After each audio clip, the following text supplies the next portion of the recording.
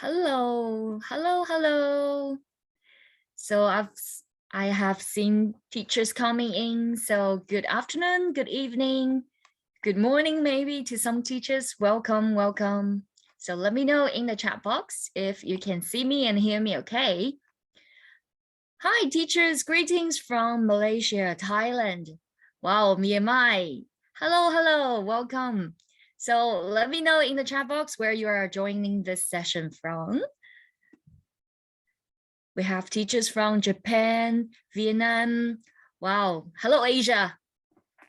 So not sure if you were there last Friday for the first session of this webinar series. We have talked about something related to error correctness with Sarah. Yes, that's true. It is a great session, right? I really liked the session. Sarah offered a lot of practical ideas about how to turn errors into learning opportunities.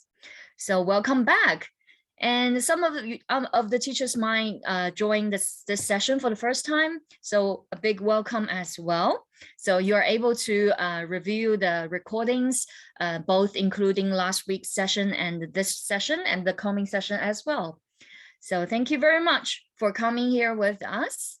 And now you're watching the Macmillan Education Asia 2022 seasonal opening webinar.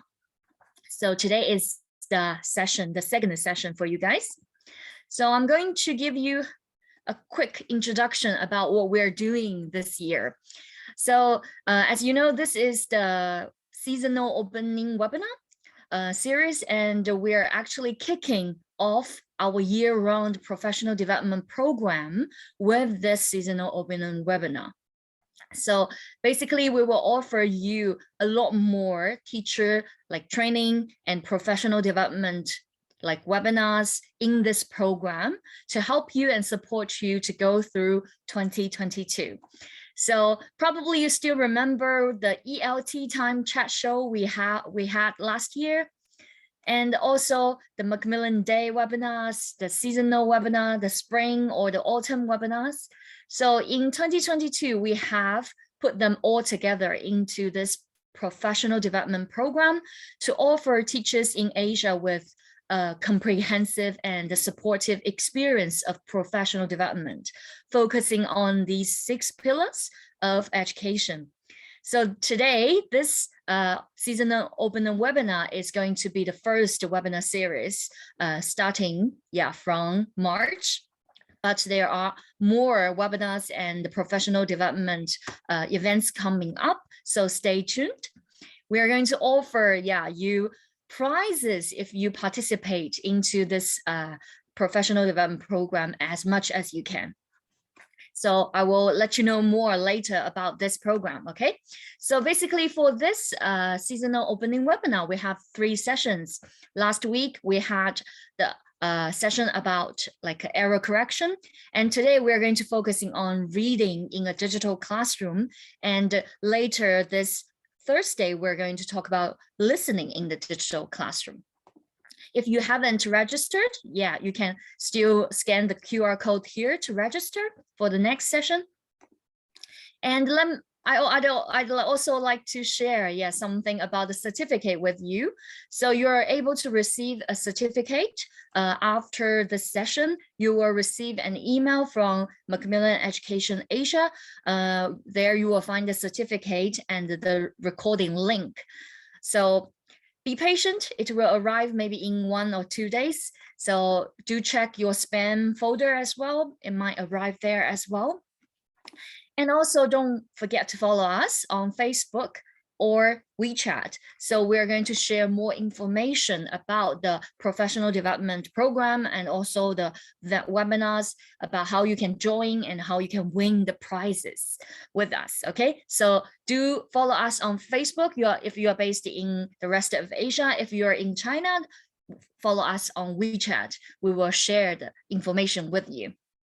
So without further ado, I'm going to introduce today's speakers. So John Dell, hello, are you there? Hi, Super. Hi, nice to Hi, see Super. you. Hi, everybody. Hi, Del. Hi, everyone.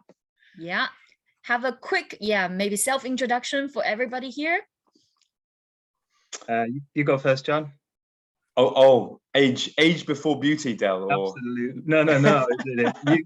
Beauty people before age. My name is John. I've been working as the Regional Professional Development Manager for Macmillan across Asia. I'm hoping I may have met lots of the teachers here in today's session.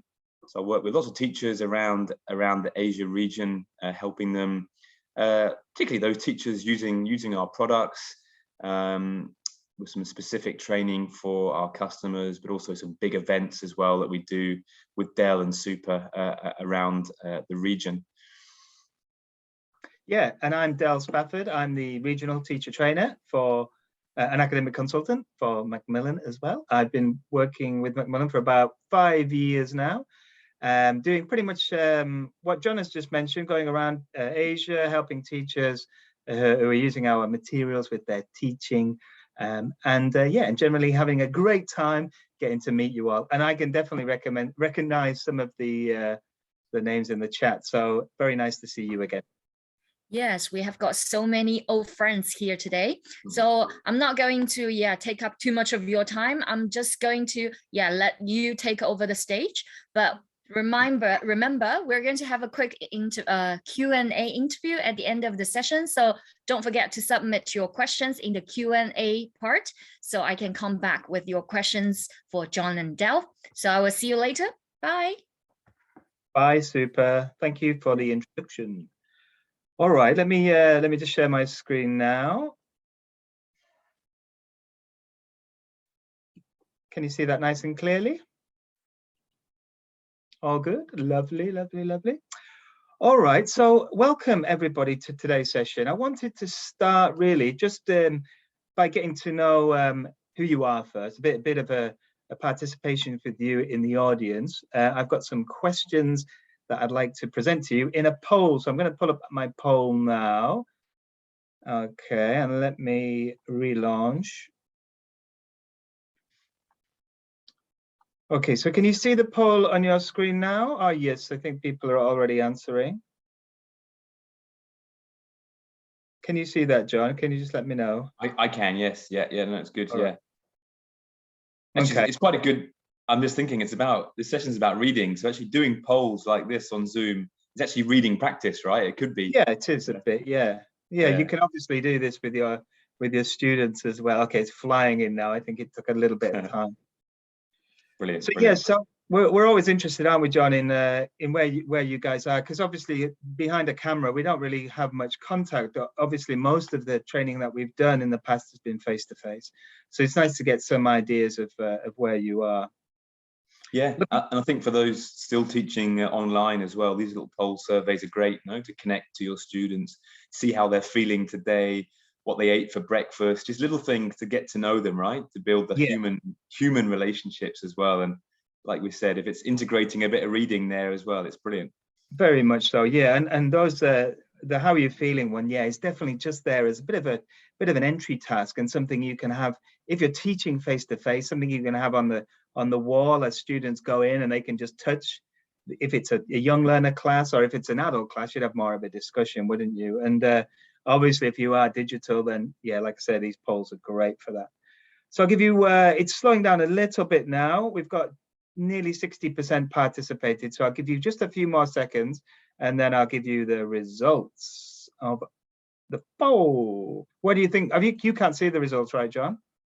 No, I'm just looking at the live coming in, and how are you feeling? And great. So we've got lots of great. So it's a positive. Oh, you can. Okay, that's good then. Yeah. All right. Yeah. So I think looking at the results, we've got hybrid, both online and face to face. Obviously, is the biggest one with 60% of the participants, followed by online and then face to face. So we're still behind, aren't we? I mean, I know in Thailand there's a lot of face to face teaching going on, which is great to see. Next month I'll be doing my first face to face training, actually, which I'm really looking forward to. So today's session we'll be looking at both sides of the coin, of both if you're teaching face-to-face or if you're teaching online, you should be able to take some of the ideas from this and maybe tweak it a little bit. In terms of what you're mainly teaching, most people are teaching either primary or secondary, followed by adults and then pre-primary. And I just want to mention anything that you see today. Again, just think about your context. Think about the level that you're teaching and whether some of these activities you will then be able to adapt to your level, which I think you will be able to. And thankfully, I must have known in advance.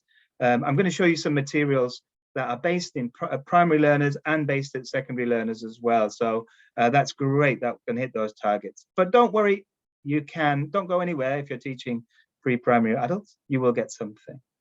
And how are you feeling? Amazing, great. Somebody, 2%, not too great. Oh, not great.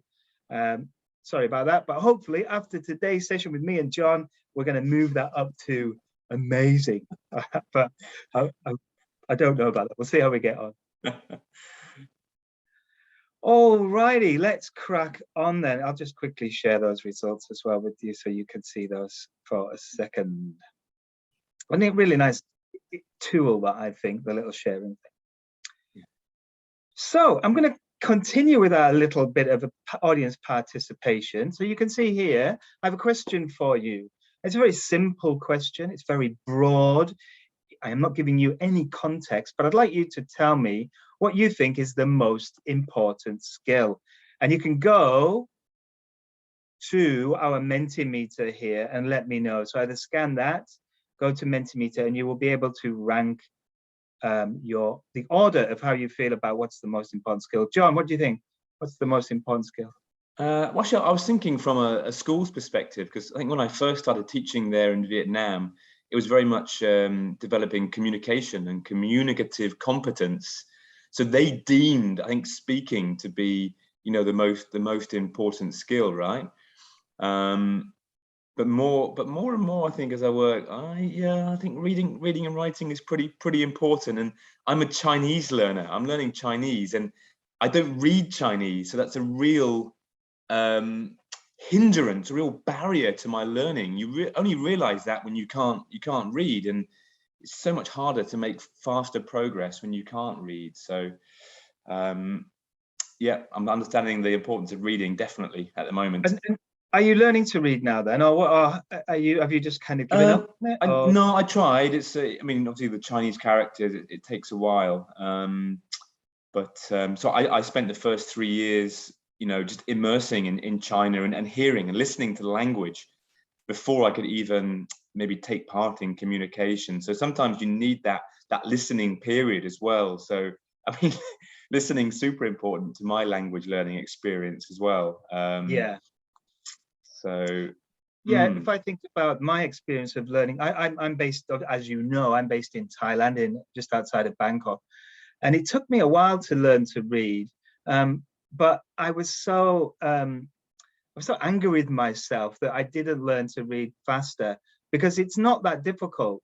It looks difficult, but it's not really that difficult, and it opens up a whole world of learning. And actually improves your life, because you can order more things in restaurants, because you can read the menus and things like that. So it's really important as well. All right, so we got. Sorry.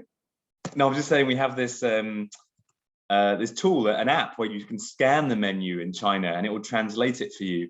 But sometimes you get really funny translations. Oh yes. Yeah, I've seen them online. They're quite amusing. So anyway, we've got 57 participants, as you can see, and speaking is the #1 skill, the most important skill. And as I said, it's quite broad. I didn't give you any sort of context as to my question, and I think that would probably fit with most curriculums that I've been involved with as well, and most if we think about the management desiring this and then the parents desiring this as well. But hopefully today I'll show you that you're wrong, and it's not the most important skill. And actually, I'm sure you can guess what I think the most important skill is from mine. But before I tell you my answer, I'll just quickly go through the agenda. So there's 4 points to the agenda today. I want to just quickly look at the goals and the objectives of reading. So why we're doing it, a couple of different approaches and ways of reading, so the sub-skills of reading. We'll look at some example texts and we'll find out what they're trying to do or what we are trying to do with these texts before we as teachers get our hands on it and adapt it for our students. And then we'll look at some tips, some tried and tested ideas of exploiting materials in the classroom, whether you're teaching digitally or face-to-face. I think they're transferable. And that'll be before we read, as we read, and then after we read. Sound good, John? Can I just quick add? You give me a good idea with these outcomes, right, or objectives. That you can actually use them, couldn't you, as a reading activity, maybe to check. You get your students to read them out or read them together. If you're teaching online, you could do a little comprehension quiz where you ask them a question or something about the objectives, and they have to read and then type the answer to check their understanding. So they can be used quite well, couldn't they, for little reading practice too. In fact, thinking of it today, what I should have done really is I should have done a little jumbled text activity, shouldn't I? I should have had these objectives all jumbled up, and then you could have or put them back together again, thinking about referencing in sentences and those sub-skills of reading as well, decoding them, maybe have them upside down as well. That would have been kind of a nice way to help people to see how good they are at reading. Yeah, thanks. I'll think about that next time. So reading is the most important skill. That is what I'm going to put to you today. That is what the way that I feel. And I think I touched on it when I was telling you about learning Thai as well. It really opened up such a wider world to me and helped with every other skill that I have when I'm speaking, rewriting, or I'm not so much writing, but certainly I don't write too much, I should say, but it would help me with writing if I could read it, of course. But it's not just the way that I feel. I have, as always, I have researched my topic today. And it seems that the following statements that I'm going to give you are true from the research that I have done. So can you guess what that means, John? I'm going to go with vocabulary or Scrabble. Maybe it's Scrabble. Yes, it would definitely help with Scrabble, but definitely frequent readers have better vocabulary, and this is borne out of the research that I've looked into. Next one, easy one as well. So similarly, frequent readers use grammar more accurately. Okay, because often if you think about the difference between, say, listening to someone speaking and reading what they're writing, when we speak, we use a lot of slang, we use a lot of shortcuts. We might not be too worried about our accuracy in terms of our grammatical formation of sentences. However, when we write, generally we're using the correct, unless it's text messages and things like that. But generally, when you see something written, it's proofread and then checked for grammar and spelling and all that kind of thing. So people who read that will build their grammar from that and get better at it. Next one. What do you think that means, John? Intercultural awareness. That's good. It's good. Yeah, I'm just put the flag behind there for no reason, just that I'm from the UK. But frequent readers have a positive attitude about the language. Right? So they're very positive about it. If they can read it, it improves that positivity about learning. Next one. A sense of achievement or progress, maybe. Yeah, this kind of deals with motivation for learning as well. People who can read well have a bit more motivation when it comes to actually learning the language. Yeah. And then finally, a bit of evidence. It improves all of the skills. So reading is really at the center. It's the core. It's where we start from, where I believe we start from. If we read well, it will improve our writing, improve our speaking, and our listening as well. Now, the critical thinkers among us, I am not going to check the chat yet, but the critical thinkers among us, and if you are a critical thinker, you're probably a good reader. You might say, could this work both ways? Could this go the other way? So, for example, frequent readers may read frequently because they have good vocabularies. So it could be a bit of causation and what's that phrase I'm looking for? It's late in the day, but it could be the other way around. But I still think that this stands up, that if you are a frequent reader, then your vocabulary will get better. And I also have some more evidence from Christine Nuttall. She wrote a book called Teaching Reading Skills, and she's written many books on reading. She's, I'm sure that anybody who's studied reading in EFL, ELT will know about Christine and her work. And she said this. Okay, so you mentioned this earlier, John, with immersing yourself, right, in Chinese, listening to it for those first few years. But if you can't do that, imagine you're learning English in China or in Vietnam or in Thailand, where you don't hear it too much outside. How are you going to get that immersion? So she says the next best way is to read extensively in it. And we'll look at that word extensively in a bit, but I think any form of reading actually puts you into that world and into that language that you're hopefully studying and getting better at. So would you agree with that, John? Have you got anything to add to that, or how would you feel? Do you think I've done a good job in defending my thoughts? Well, yeah. Well, in my situation here in China, then definitely what Christine is saying makes a lot of sense. And I'm trying to learn Spanish at the moment as well, and having that ability to read in the language, like you said, is so motivating, because you can read way above your level actually in Spanish, which is really, really motivating.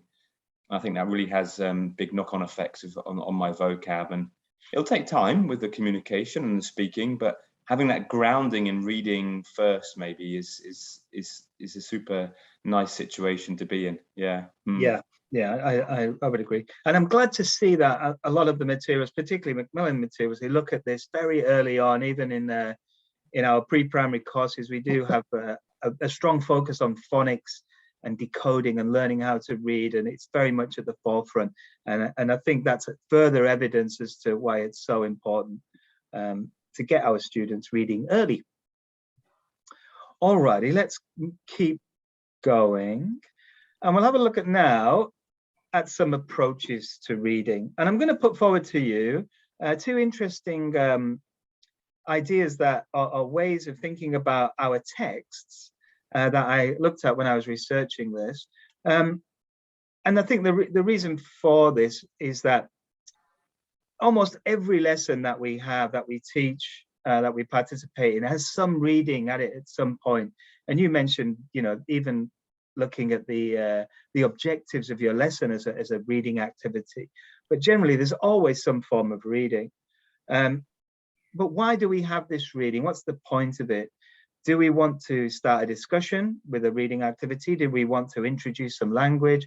Do we want to just improve students' reading skills? What are we trying to do? Well, so there are two different types. There's what we call Tallo, which is a text as a linguistic object, and Tavi, a text as a vehicle for information. Now, before I tell you, John, what do you think that means? Could you put that into? Could you give me some ideas of what you think that means? I'm guessing the linguistic object is when you're kind of recycling grammar, vocab in a text. So maybe lesson 1, you might have vocab, lesson 2, grammar, lesson 3 might be reading, for example, and then you're kind of recycling that grammar and vocab to draw their attention to it, help them sort of notice it maybe in the context of sentences, paragraphs. Whereas Tavi, maybe you're extracting, like you said, you're extracting some kind of information or learning kind of knowledge, sort of non-linguistic, I guess.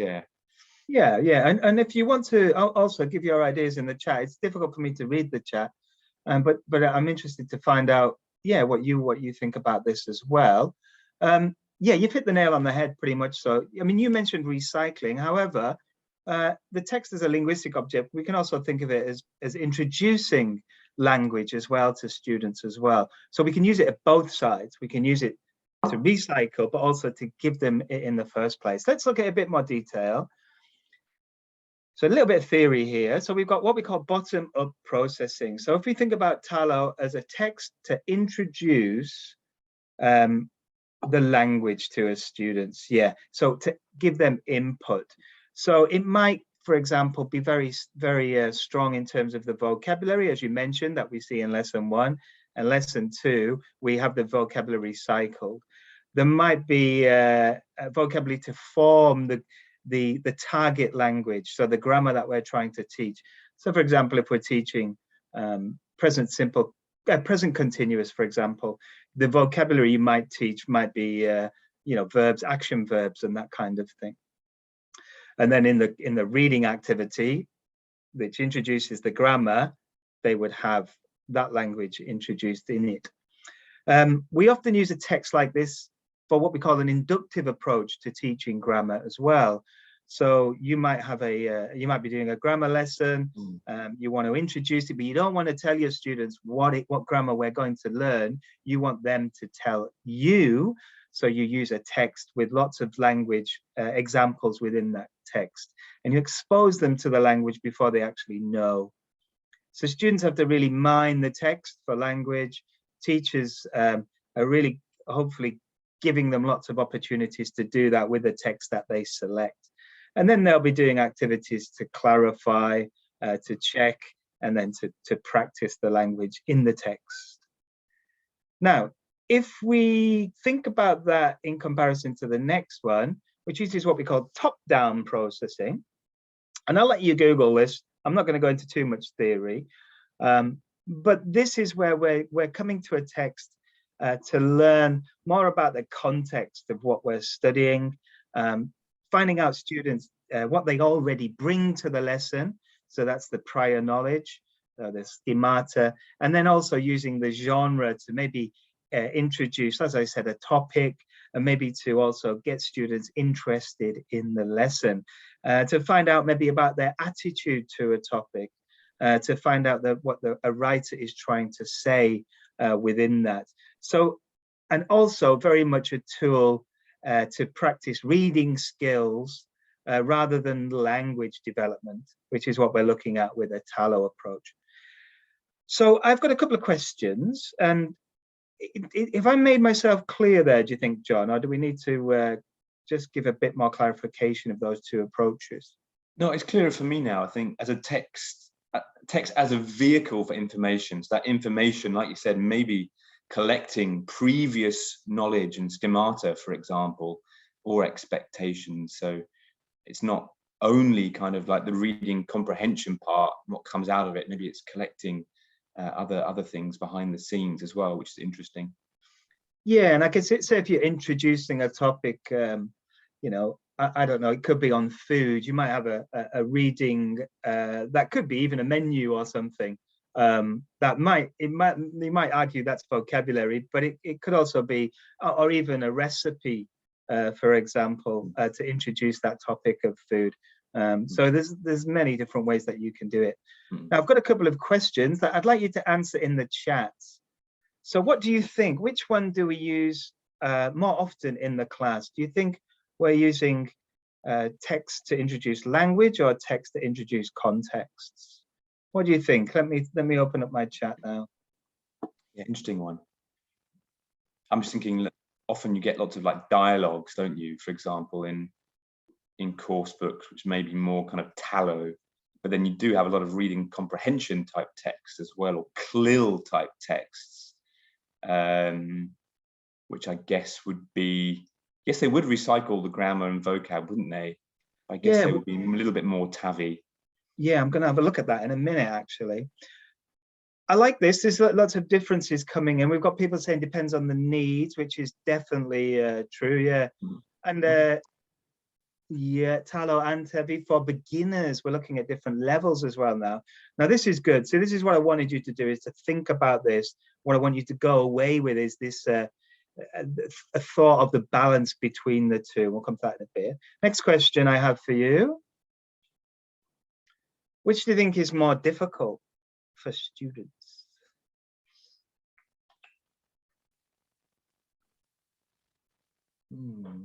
So Tavi coming through. Tavi for sure, says Anthony. Don't be afraid to say why you think that as well, if you want to.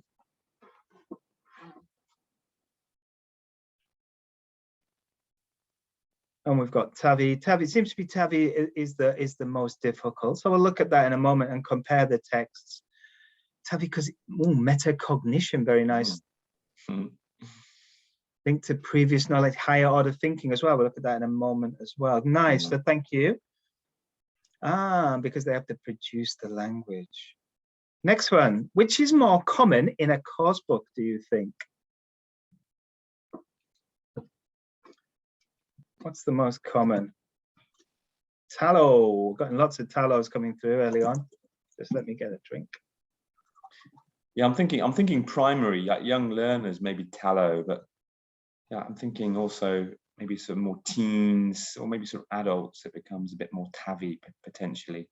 It depends, especially EAP or something like that.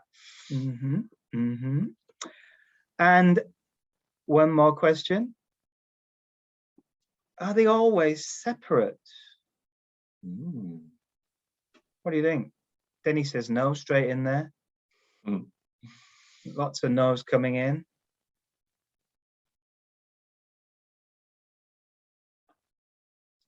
I guess it depends on the teacher, doesn't it? I guess it depends on the teacher and how they want to use the text as well, right?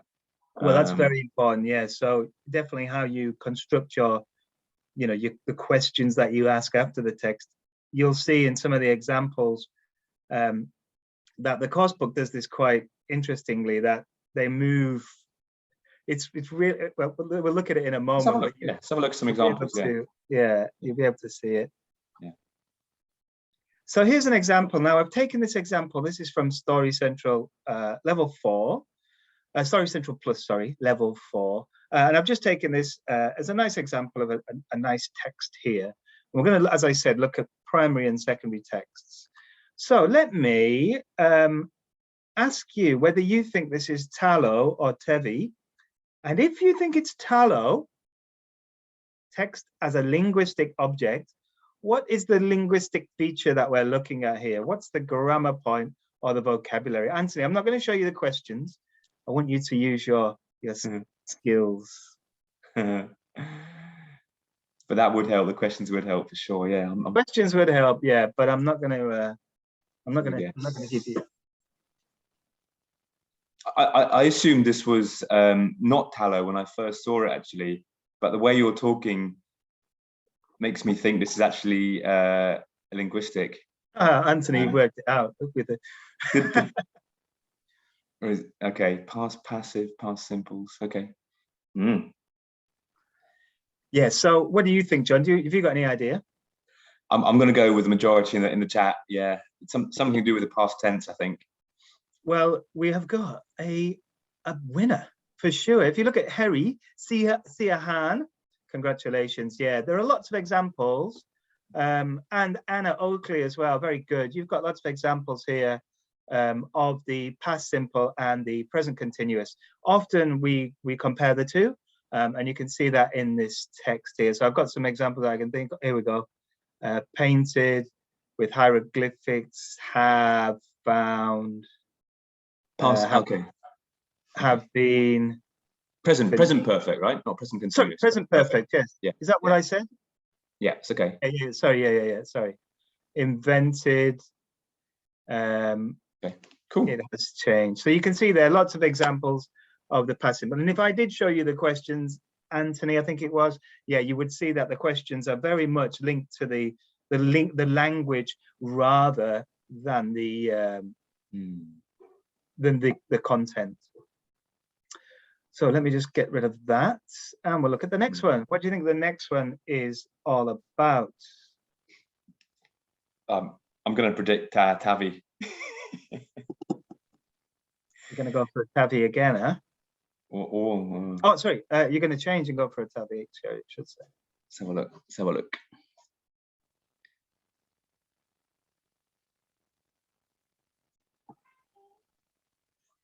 Yeah.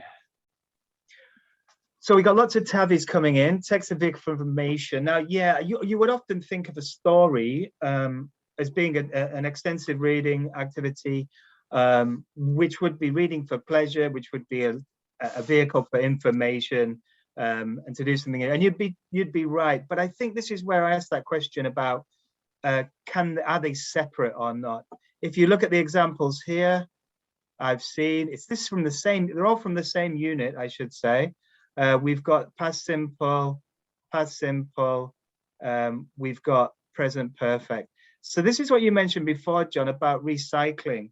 They've already been introduced to the language in a TAVI, in a TALO approach, text as linguistic object, in the first grammar activity, and then chapter 5 moves on to another reading activity with lots of the language introduced to that as well in the form of a story. So this for me is a mix of TALO and TAVI. That's what I would say. Okay. Because you could do this as a separate activity without thinking too much of the language. In fact, you could do this reading activity at the start of the class and without them being introduced to any grammar, just as a fun reading activity. Have a look at this one. What do you think about this one? Whoopsie daisy.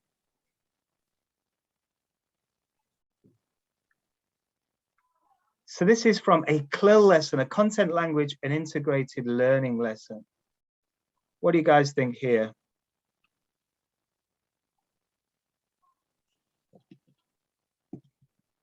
Anthony says TAVI, Nazarena says TALO.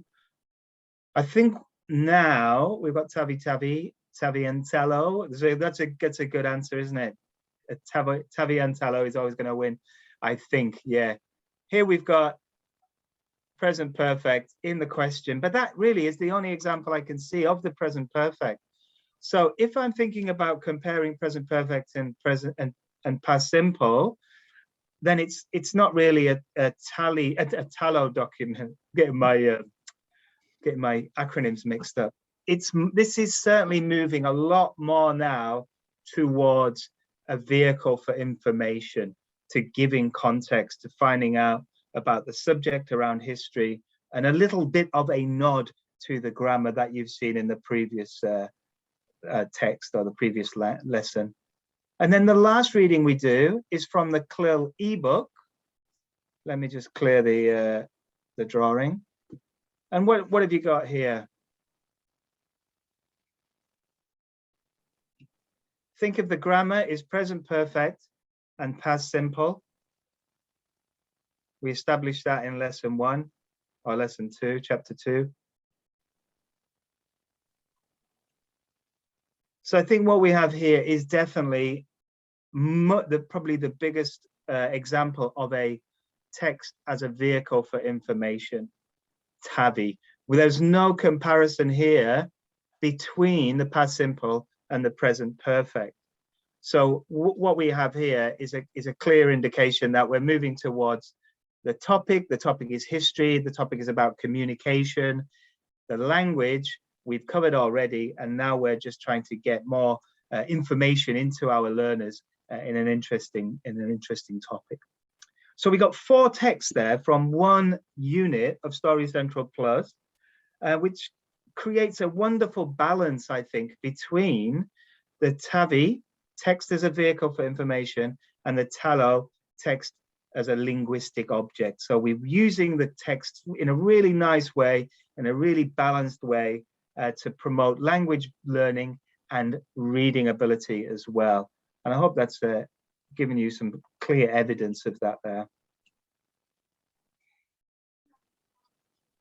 And just as a recap of the 4 texts, I think when you come to look at the text that you're teaching in the classroom, have a think about, is it a TALO, is it a TAVI? And then think about how you're going to use it. Are you going to use it as a TAVI? Are you going to use it as a TALO? Are you going to use it to check language ability or mine the language from the text?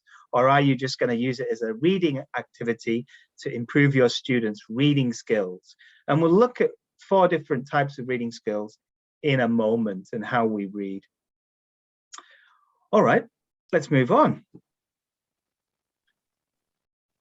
So how do we read? The types of reading that we're doing within these texts It was mentioned, I need to see the questions to find out what they are, and that's quite true. But we also think about what we're doing with the text when we read it. So how do we read? So I've got 4 different types of reading, which I'm sure you've all seen before. Some of the things that we learn as teachers are these 4 areas. And what I want you to do now is match them, okay? They're all jumbled up. So scanning, what is scanning?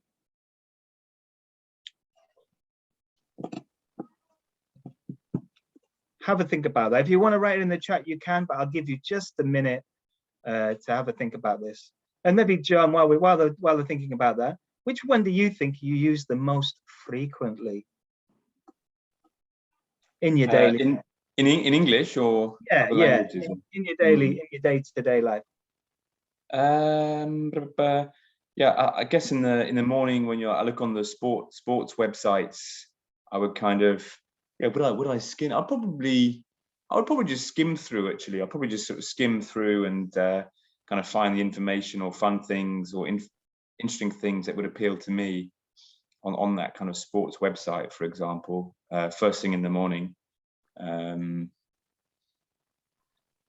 then what about, you've got a session on Thursday on listening. What kind of reading did you do for that, do you think?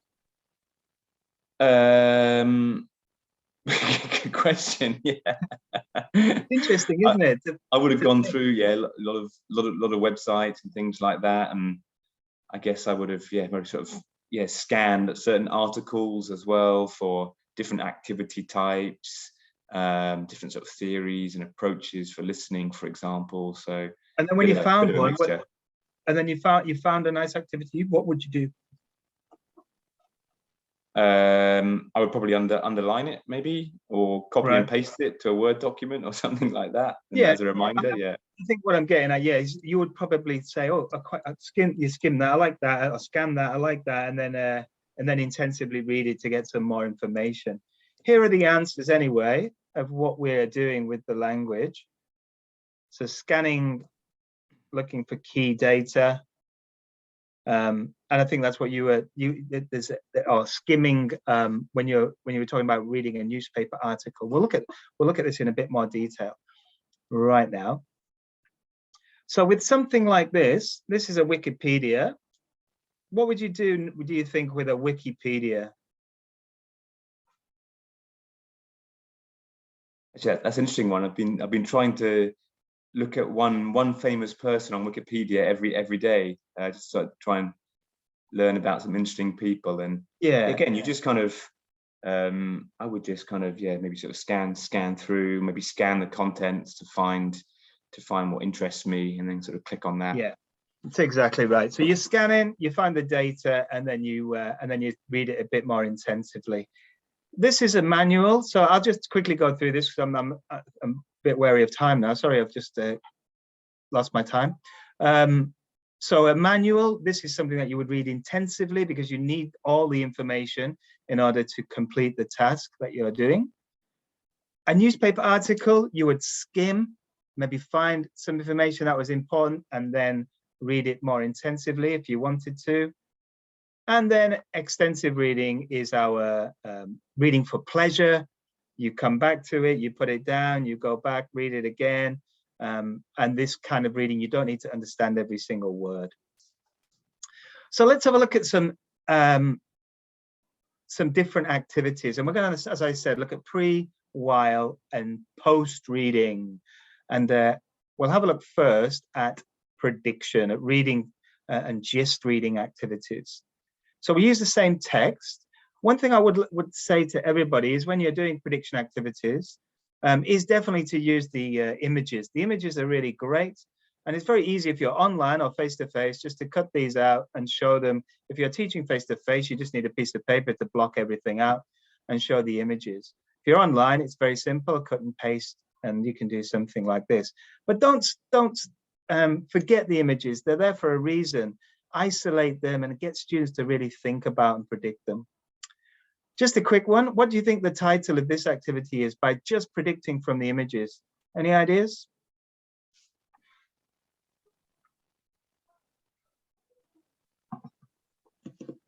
So in the classroom, you get this on the board.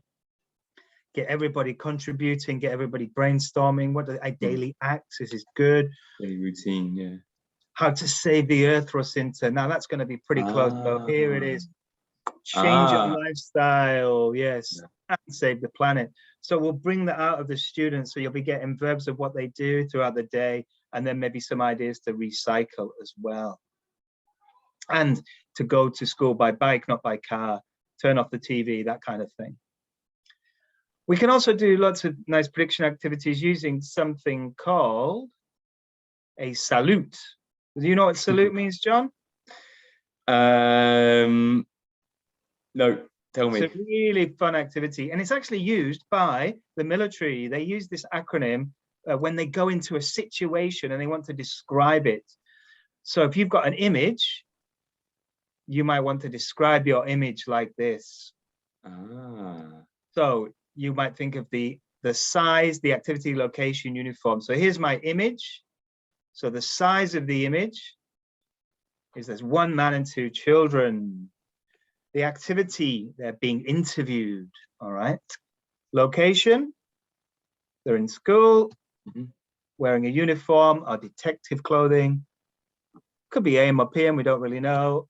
And there's lots of things around in the picture. So from this very simple acronym, you've got a really nice way of bringing lots of information out. And then you can go even deeper. 1 man, 2 children, describing what they look like, describing their hair, their size, the tall, short. There's lots of other things that you can do with this, different colors of the equipment. And it's a really nice way to, as I said, generate a lot of information.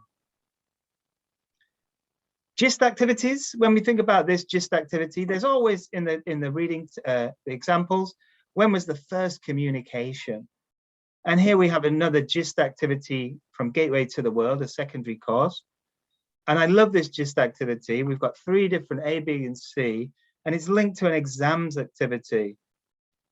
They have to go through and match the paragraphs to the summaries. It's a very common activity to use in an exam, and it's nicely practiced, but also practicing those ideas of gist and finding out information, reading quickly, getting a general idea of what they're going to be reading about.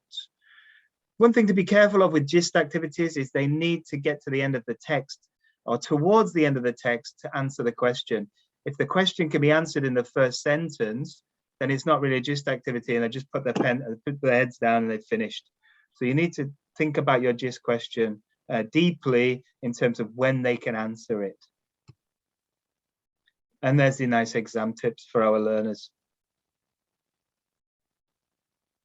So what are the most common reading activities or reading skills activities to check understanding? And these that you see in every course book and every class of reading that you might see. So we've obviously got gap fills, and we've got lots of them, haven't we? We've got lots of nice ideas that you'll see. And in fact, I pulled these out of both of Story Central and of Gateway, these general ideas.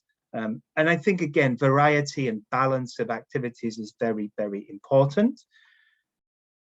But we want to build those higher order thinking skills as well. So let's get a bit creative now. For the last 5 or 10 minutes, I'm going to show you some activities. So this is from Story Central Plus again. And I've got a text for you here. It's a text about, it's a CLIL text. I'm building up the brainstorming using the images. Where is it?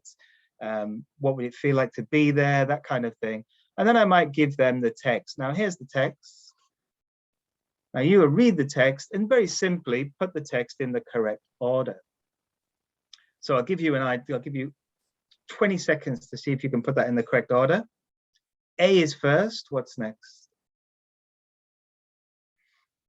I'm just thinking that if they're still teaching online, again, this is still possible, isn't it? Oh, absolutely. I'm teaching online at the moment. Exactly. Yeah. This is, yeah, same thing. This is digital, yeah. We've got CBD from Harry, okay, and ACBD from Rosinta. So we've got the same answer, but yeah. So let's have a look. And what I'm really interested with this kind of idea is how they get to the answers. So they're getting to the answers. They're using different clues within the text that refers them back and refers them forward. So they're using what we call referencing. I won't go into too much detail, but anything that refers back to an item in the text is anaphoric and then cataphoric. You can Google that. But it's very important that students get practice of it. It's not important that they actually know what it means, but that they get the practice. And here we've got the answers.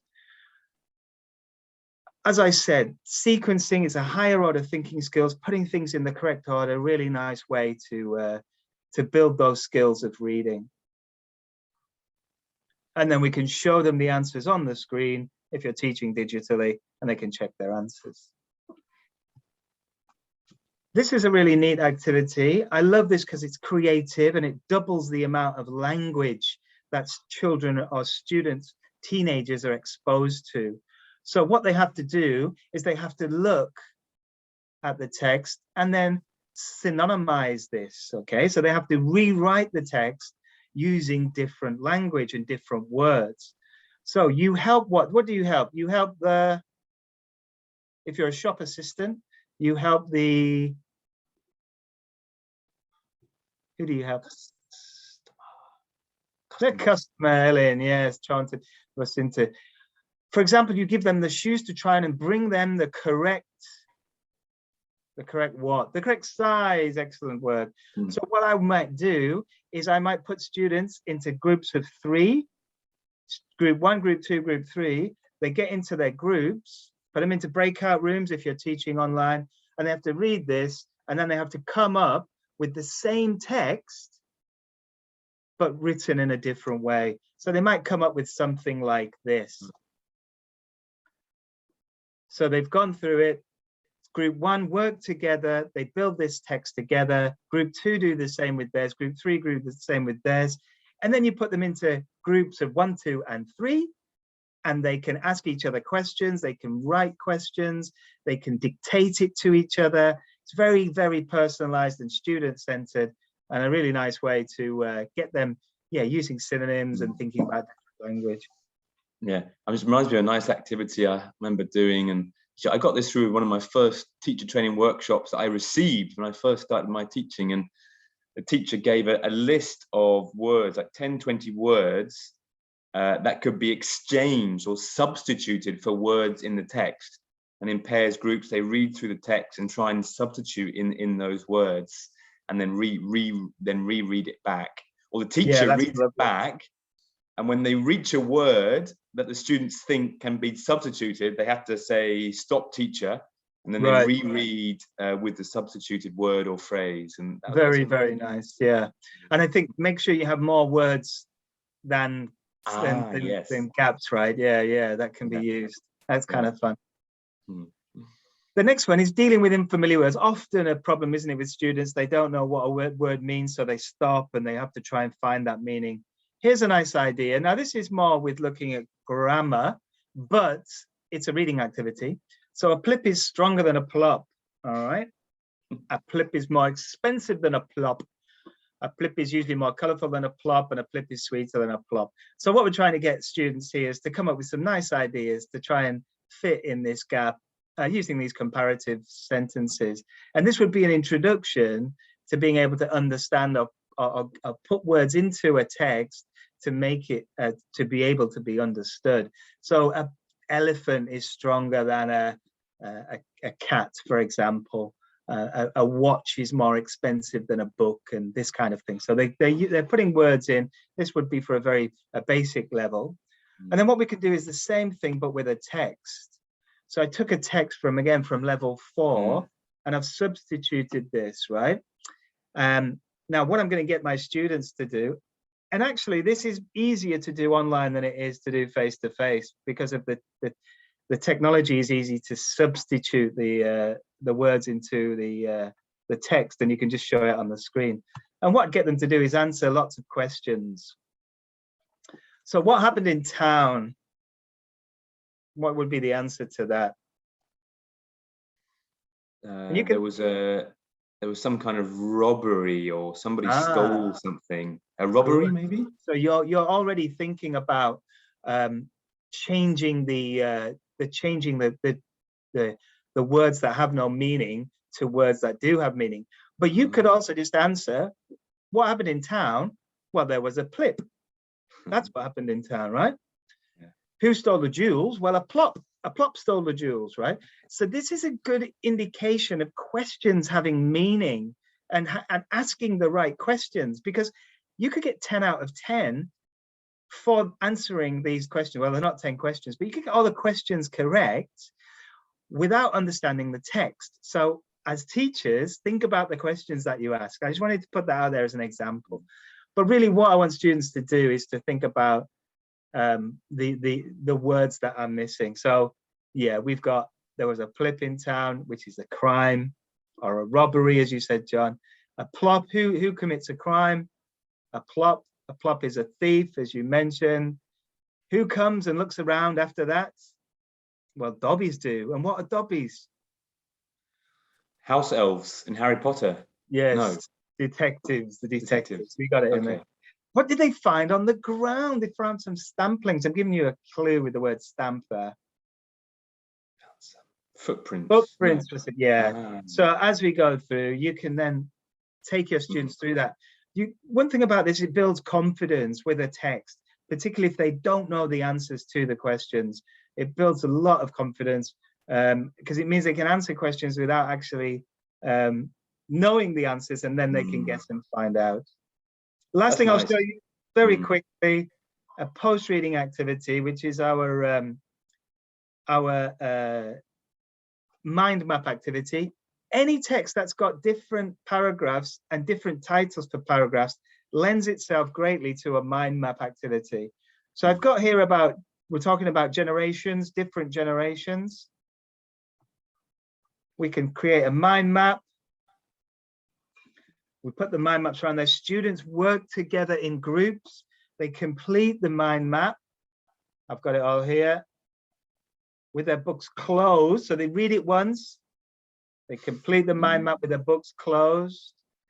They can send messengers out. This is face-to-face, of course. Or they can get into breakout rooms and find out what other students have written.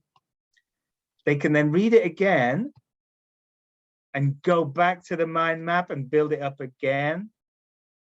Then in the group, in groups, put them in groups, or in a whole class situation, they then retell the text, all right, orally. They look at their mind map and they look at it and they go around, take it in turns. And if you cannot come up with a sentence, you are out. And the last group standing, who are reading a sentence about the text, which is correct and from the text, are the winners. And then also to personalize this, you can categorize yourself. So you go back to the text, I'm Generation X. I might create some sentences about me as being Generation X and how I fit into that text and add to the Generation X example as well. Nice. So a little bit rushed towards the end, but I am a bit conscious of the time. But just to recap,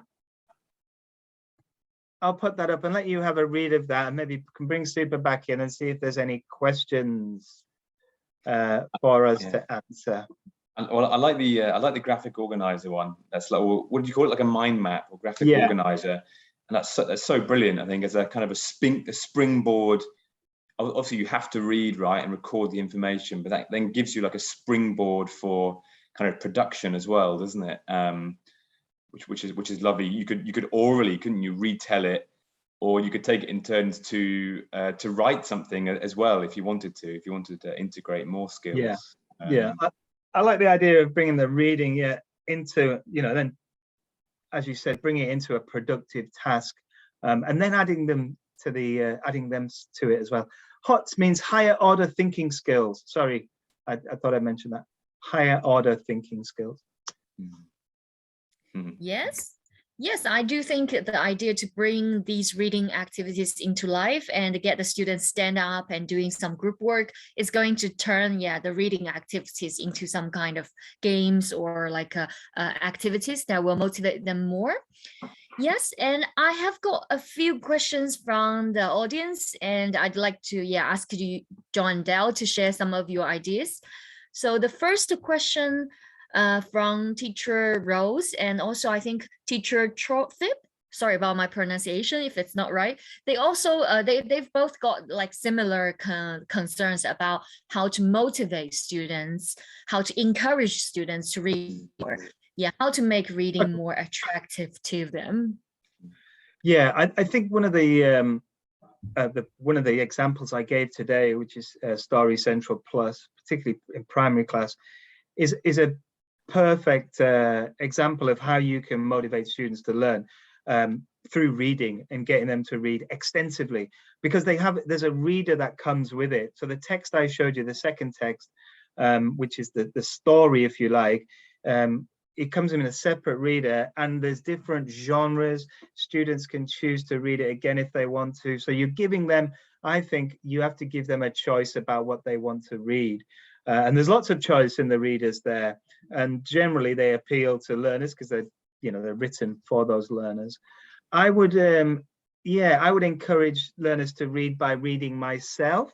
So if I've got a class of face-to-face students and they come into the class and I'm waiting for them and I'm reading something, that's a good model for learners, certainly as parents as well. If you've got children and you want to get them to read at home. Don't be on your phone, get a book out and read, and give your kids a model, but certainly give them a choice. Sometimes learners respond to competition as well. Don't rule that out. So you can have a reading challenge in your school. Read 5 books of a level that's been selected by you. Maybe you have a school library, or maybe they have their own books at home, and they have to do a little task. They have to do maybe a book report. And if they do a book report, they get a star, they get a sticker, 5 stickers, they go into a prize draw, and they can win a prize, which will probably be a book, hopefully. So that's sort of my ideas. John, have you got anything to add? No, I was going to say choice, to be honest, is the number one thing, isn't it? Giving someone choice is very sort of motivating about what they're going to read, isn't it? And yeah, teachers will often have their book clubs or reading programs, and have an option of five books to choose from, for example, which is nice. And I'm just thinking back to my English classes at school when we were studying books. It was so boring, and you had no choice, and you just had to listen to the teacher and read a little bit. And it would have been so lovely to have a choice, or at least have books that were colourful and nice visuals, different genres, maybe sort of animated ones, which are kind of more like the kind of stuff that they're into and watch on TV and things like that, sort of Japanese anime and all that kind of stuff. Yeah, and you got books that are animated like this and nice and colourful. That really helps, isn't it? Yeah, I would agree. And then Yeah. I think, should you assign a text that is too difficult, so it's challenging, or too easy, so learners feel a sense of achievement? That's a really good question from Guy. I think probably you're kind of doing both. If you go back to a Tallow, a text as a linguistic object, that might be a little bit above the level, right? Because you're introducing the language to the students. But then I think the activity or the questions that you ask should maybe be below the level of the students, so that they can interact with the text in that way. And then when you come to a text as a vehicle for information, more a vehicle for pleasure, then maybe that should be maybe at the level of the students, with maybe one or two words that's above the level, so that you can at least get them to use those skills of guessing and inferring meaning. Yes. Yeah, just talking and being a language learner myself, I like both. I like to read easy text to give you that kind of confidence that you actually know language or improving.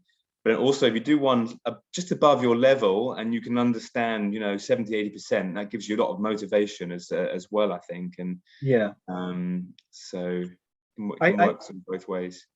Yeah, and I just think, if, like you said, if you are going to use a text that is a little bit above the level of the learners, make sure that the activity that you do is at the level of the learners. Like, for example, if you're asking a question that's above the level of the learners, they're never going to be able to answer that question if they don't understand it. So just think about how you plan that. Normally, the course books that you would see would always be maybe a little bit above the level, a few words, depending on the type of text, but the actual activity would be at the level of the learners. Yes, that's quite key. Yes. Yeah, try to make one of the texts or the activities right to the level, and provide maybe scaffolding for the students while they read something about their level. Try to support them throughout the process, like pre-reading, as Dale mentioned, pre-reading, while reading, and post-reading activities can act as like the scaffolding we provide for the students. Yeah, and there is a question, I think, which is quite good to answer as well, from teacher Jude. He's asking about whether the Macmillan English textbooks using Taylor or Tavi, yeah. How would you say? Well, having watched Dale's webinar, I would say both, right? I think what Dale integrated there shows that I think there are both. I think he showed some examples from one unit, and there seemed to be a nice balance, isn't there, a mix between the two. Hopefully that come across. But those 4 samples from the primary book of Story Central Plus were all from the same unit, and as John said, we moved from, I'm using my fingers wrong, I think here, but we moved from a very much a text as a linguistic object to give students the language.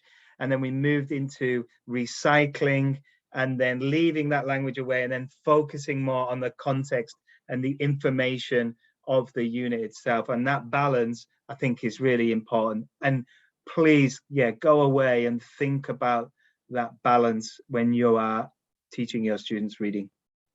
Yes, I just shared 2 links in the chat box where you can get more information about Story Central Plus and Gateway to the Word. So they are the course books Dale used for examples. One is for primary and one is for secondary. Yeah, you will definitely find some sample units there to have a quick look if you are interested. And both of these 2 books provide, I think, a Taylor and Tavy like tests, providing different like varieties and genres of reading to give students like options, give teachers as much resources as possible. So do check out the links and find the units there. Yes, and I think that's pretty much about the questions. If teachers, you are still interested, we can see you maybe in the next session, and looking forward to you to your questions and participation. So I will, I have a few information to share at the end. So Dale, I'm going to share my screen now. Okay. Yep. So thank you very much again for Dale and John to give us this informative and inspiring session. And we have been talking about reading a lot today, and we're going to move to listening in the next session. So on Thursday this week, March the 31st, we're going to move to listening a little bit to give you more ideas about how to approach listening in a digital classroom. If you haven't registered, you can just scan this QR code or use the link to get the registration done. And we look forward to seeing you there. And also, as I mentioned at the beginning, we have prepared a lot of teacher professional development resources for this year. As Dale has mentioned earlier, we have a secondary course book called Gateway to the Word, which is written by the author Dave Spencer. So we are back with this event, Teach with Dave, again this year. So we have prepared a tailor-made professional development space for teachers of teenagers, especially. So you can go to this website, macmillanenglish.com/teachwithdave, to get registered with this Teach with Dave event. There you will find some pre-selected webinars on classroom, key classroom challenges connected to teaching teenagers. And you will find extra resources, to support your classroom with teenagers as well. You can complete the program by looking at the webinars and completing the quizzes, and you will have a certificate to collect at the end. So this is, the Teach with Dave event for professional development. Do check them out. And following that, we will also have Dave Spencer coming, to do a webinar for you on April the 26th.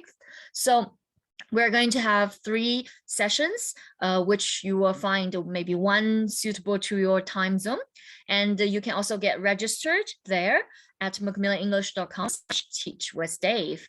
So Dave will focus on exams for teenagers in this session, how to turning the exam negatives to positives and motivate your students to get better grades in the exams as well. And we will also have a Q&A session with Dave and also a deep dive session, followed with that. So do check out at the website, and we also want to include and involve more teenager teachers as well. So stay tuned. Lastly, just a quick note about our social media channel. If you have any questions about the session, about the webinars, about the certificates, maybe, if you do want to get contact with us about any of your questions, so you can follow us on Facebook and chat. You can also get contact with us using these emails. Send us your questions or concerns via these email address. We will get back to you as soon as possible.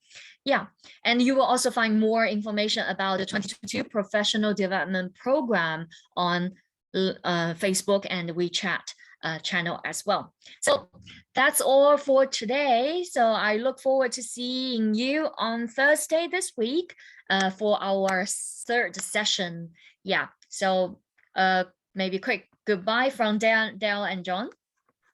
Yep.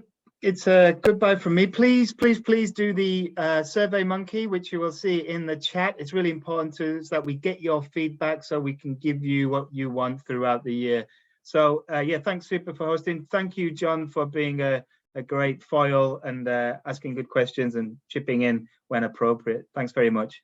Thank you, Del. Thanks very much. I look forward to Thursday. Well, you have to listen. You have to listen to me on Thursday. See you all on Thursday for another fantastic session. Yes. So see you. Bye-bye. Have a good night.